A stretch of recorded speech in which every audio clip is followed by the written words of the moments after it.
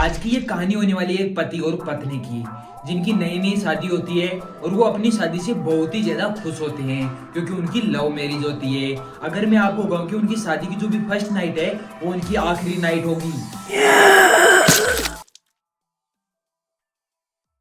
ये आपको सुनने में थोड़ा अजीब लगेगा लेकिन ये सच है।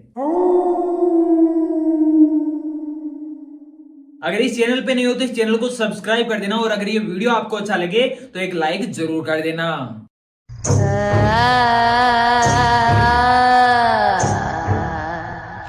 ये कहानी है एक गांव की जिसके अंदर एक रमेश नाम का लड़का होता है जो कि एक ममता नाम की शहर की लड़की से बहुत ही ज्यादा प्यार करता है। अब कुछ दिनों बाद दोनों अपने घर वालों को मना लेते हैं और मनाने के बाद वो शादी कर लेते हैं। शादी करने के बाद ममता है वो उसी गांव के अंदर आ जाती है रमेश के साथ रहने के लिए। जब ममता शादी करके उस गांव के अंदर आती है तो उस गांव की सबसे बड़ी प्रॉब्लम थी, जो कि लगभग गांव की एक ही प्रॉब्लम होती है। गांव के अंदर आपको टॉयलेट वो बहुत ही कम बने हुए देखने को मिलते हैं और उस गांव के अंदर भी टॉयलेट वो नहीं थे।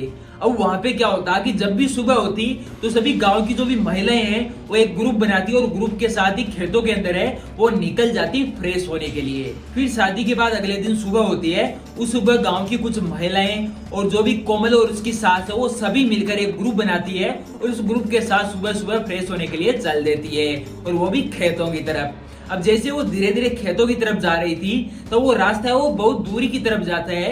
अब उसकी सास है वो वहीं पे बोलती है कि हम यहीं पे फ्रेश हो लेते हैं खेतों के अंदर।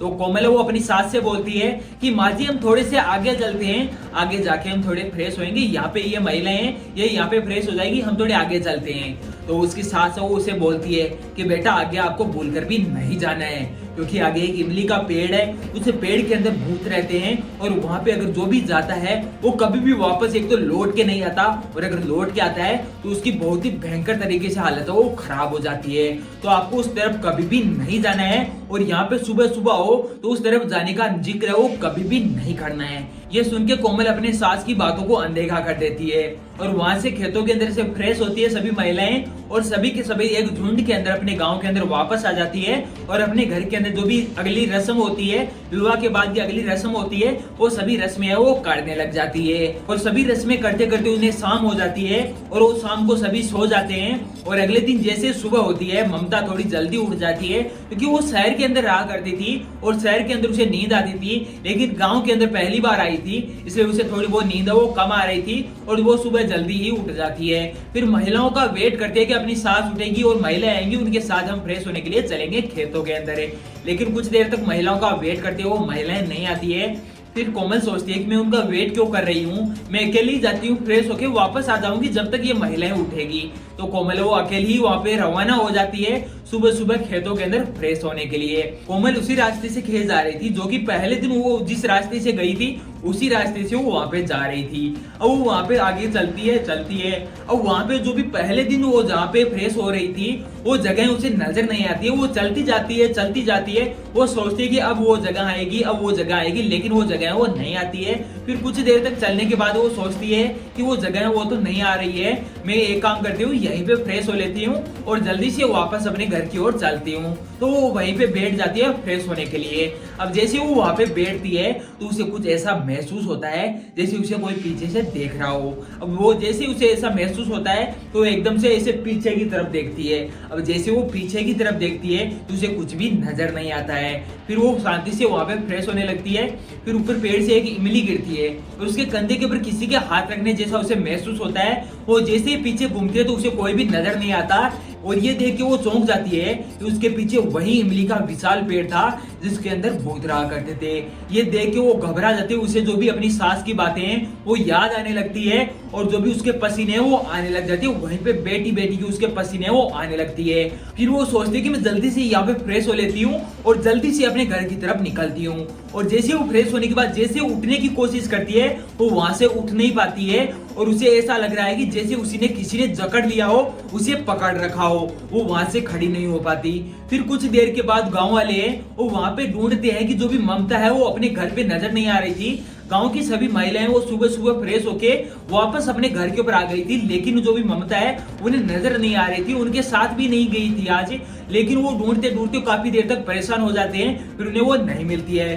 फिर अचानक से वो देखते हैं तो खेतों की तरफ से एक मर्दाना चाल के अंदर है वो ममता चलती हुई आ रही थी, जैसे कोई मर्द चल रहा हो उसी तरीके से वो चलते हुए आ रही थी। अब ये देख के वो काफी थोड़ा शॉक्ड होते हैं कि ये किस तरीके से चल रही है। जो भी गांव के अंदर घूंघट निकालने की प्रथा होती है, लेकिन उसने घूंघट है वो भी नहीं निकाल रखा था। वो उसने जो भी उसकी जो भी चुन्नी होती है वो यहाँ तक थी, जो भी यहाँ तक उसकी चुन्नी थी, और वो वहां से आते ही सीधी अपने रूम के अंदर अपने कमरे के अंदर बढ़ जाती है, अपने कमरे के अंदर वो चली जाती है। उसके पीछे पीछे रमेश है वो जाता है और उसे बोलता है कि क्या हुआ ममता, तुम किधर थी, तू यहाँ पे नजर क्यों नहीं आ रही, कहाँ पे गई थी। तो वो उसे कुछ भी नहीं बोलती है और वो बोलती है कि तुझे क्या करना है, तुम कौन हो। फिर रमेश के पिताजी वो अंदर जाते हैं और वो बोलते हैं कि क्या हुआ ममता बेटा, शाम को आपकी क्या लड़ाई हो गई थी क्या रमेश से। तो वो बोलता है कि तू कौन है बुड्ढे, ऐसा बोलती है। तो वो सभी गांव वाले वो उसे अजीब अजीब नजरों से देखने लगते हैं और उसका बर्ताव बहुत ही भयानक तरीके से होने लगता है। वो अजीब अजीब तरीके से लोगों को बोल रही थी और उसके साथ कुछ अनोखी अनोखी चीजें वो हो रही थी।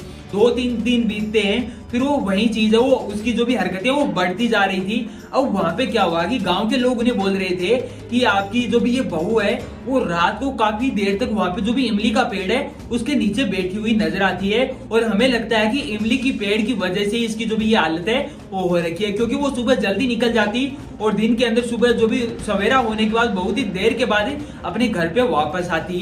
फिर ये सुनने के बाद गांव वालों की बातें सुनने के बाद उसके फिर रमेश के पिताजी वो एक तांत्रिक को बुलाते हैं और इस तांत्रिक को जो भी ममता है उसे दिखाते हैं। तो ममता को देखने के बाद वो बोलता है कि इसके अंदर एक आत्मा है वो सवार हो गई है और वो आत्मा बहुत ही विशाल है, बहुत ही शक्तिशाली है, इसे निकालना, इसे काबू में करना इतना आसान नहीं होगा।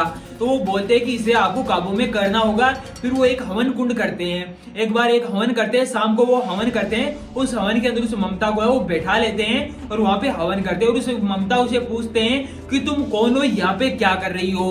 तो वो बोलती है कि मैं अपनी जमीन की रक्षा करने के लिए इस पेड़ के अंदर रहती हूँ और जो भी इस पेड़ के अंदर आएगा, जो भी मेरी जमीन के अंदर आएगा, मैं इसे अपना गुलाम बना लूंगी। और ये इतना बोलने के बाद वो चुप हो जाती है और जो भी तांत्रिक होता है वो जोर जोर से मंत्र वो पढ़ने लगता है। और जैसे वो जोर जोर से मंत्र पढ़ता है उसके थोड़ी देर बाद जो भी ममता के अंदर जो भी आत्मा थी उसे वो काबू में कर लेता है और उसे मुक्ति दे देता है। उसे मुक्ति देने के बाद जो भी ममता है वो पहले जैसे ठीक है वो होने लगती है।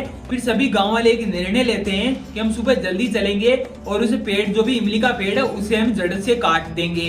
इतना कहने के बाद जैसे सवेरा होता है वो सभी गांव वाले जाते हैं और उस इमली के पेड़ को काट देते हैं और वहीं पर छोड़ के आ जाते हैं। अब जैसे फिर से रात होती है, फिर से दूसरे दिन सवेरा होता है तो वहां पे देखते हैं तो वो इमली का पेड़ है वो वहां से कटा हुआ था, लेकिन वो वहां से गायब हो गया था और जिस जगह से वो पेड़ गायब हुआ था वहां पे एक बड़ा गड्ढा है वो वहां पे नजर आ रहा था। अब उस इमली के पेड़ की कहानी है वो गांव वाले आज भी याद करना नहीं चाहते, क्योंकि वो इमली का पेड़ है वो बहुत ही खतरनाक था। अब ये कहानी अगर आपको अच्छी लगी हो तो एक लाइक जरूर कर देना, अगर चैनल पे नहीं हो तो चैनल को सब्सक्राइब जरूर कर लेना।